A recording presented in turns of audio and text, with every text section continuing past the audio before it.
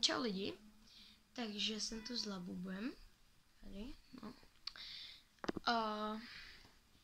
Chtěla jsem vám ukázat, co jsem si včera ještě koupila, jenomže to už byla noc a já v noci samozřejmě nebudu natáčet, když to. Takže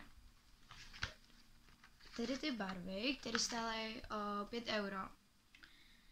A jsou to akrylovky, takže jsou tam všechny barvy, jakoby duhy, skoro všechny, takže jsem si řekla, že si to koupím.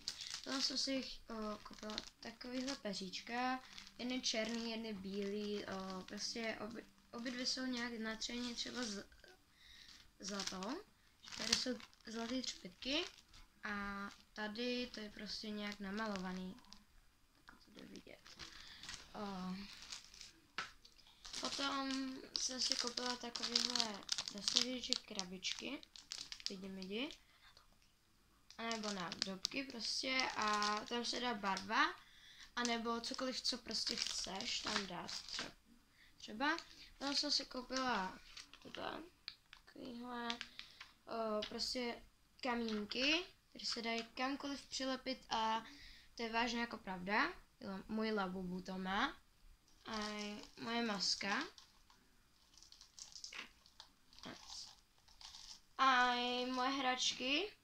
Prostě, který tady jenom mám. No, ještě tady má moje kapibara. No, prostě to. Za chvíli se ozvu. Už jsem doběhla pro ty věci. Takže tady mám ořezávátko ještě. Potom jsem si koupila takovýhle stěračky. To už mám trošku jakoby, jsem to použila na tu moji masku. Takže nice. Potom se mi táta koupil toto. Takovýhle deníček. A ještě mi táta koupil prostě tuštičku, takovouhle, který mám taky ten kamínek. A potom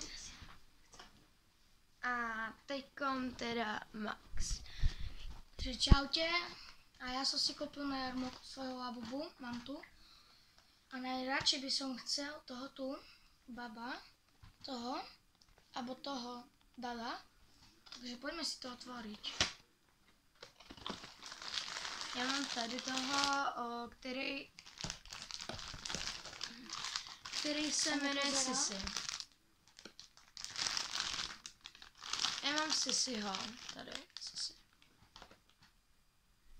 Jej, je to baba, takže máme babu, vidíte, Asi z ktorého som chcel.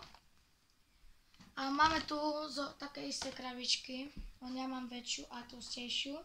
Ale jinak já mám většího Labubu než Max. A ešte dostal som k tomu kartičku, ale neviem, kde už mám kartičku. Ale to je jedno. Takže mám Labubu a dneska pôjdeme asi ďalšieho kúpiť, takže uvidíme. Jo. No, já mu teď lepím kamínky. Chceš mít na něm kamínky? To je jedno.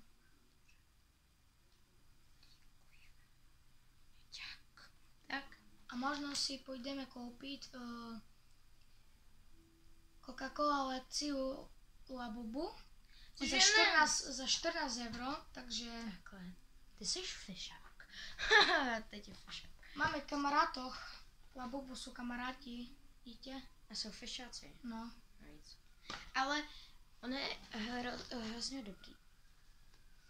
A dneska si koupíme možno Coca-Colu. Krásná! A dneska si koupíme možno Coca-Colu lekciu, takže uvidíme, no. A možná říkal Max, že tam je hodně velká šance, že tam bude secret. takže já doufám, že si vytáhnu secret, ale jakoby mě by ani nevadilo, kdybych dostala třeba takovýhleho podobného, protože aspoň mám Labubu a navíc doopravdického a jakoby mě by to ani nevadilo, jo, ale jakoby byla bych mega ráda, kdybych dostala toho secret, že jo. No, a já bych byl rád. Takže všichni říkají, že Labubu Je demon. je demonická hračka prostě, ale doopravdy jakoby ten, kdo prostě nemá rád Labubu, nevadí, já nebudu natáčet takový videa, který vy nemáte úplně nejradši, jo, ale prostě všichni říkají, že v té hračce je prostě démon, ale ono si to lidi prostě jenom vymysleli. To prostě jako vymysleli si, že tam v oku mají takovou mini kameru. Jo. Že tam mají takovou mini kameru, ale není to pravda. Jakože všichni Labubu ne, jasný. Jako někdo si třeba může dodělat do toho Labubu nějakou tu kamerku, jo. Dobře, někdo, nějaký člověk, dobře. Ale sami o sobě to prostě do sebe nedostanou. To je jako kdybych si vydloubla oko, dala bych si tam kameru, dala bych si ho zpátky a doslova bych nic neviděla. Jakože hodně, jo. A navíc, jakože já vím, že je občas jakože takhle děsivej, jo. To i pro mě je občas jakože hodně děsivej, ale když jsem se ho koupila, já jsem byla tak šťastná, že ho mám a bylo by mě prostě jedno, jak on vypadá, jo, ale jakože za tohohle jsem mega ráda, protože ten se mi jakoby z nich hodně líbí. Já jsem, popravdě, tak jsem chtěla toho Dada, anebo toho Hehe, to jsem chtěla, anebo Baba, anebo toho Secret. Ale já nevím, jak tady vypadá ten Secret. Já vím v těch doopravdicích obalech, jak vypadá ten Secret. Ale všetci hovoria, že tento tu Zizi, že keď má tak zatvorené oči, takže sa mu nikomu nepáči. Takže ani mne sa nepáči, ale Mně ne. Kebyže mi padne, tak som aj tak rád, že mám aspoň nejakého. Já taky. Jakože moje kravička, jo,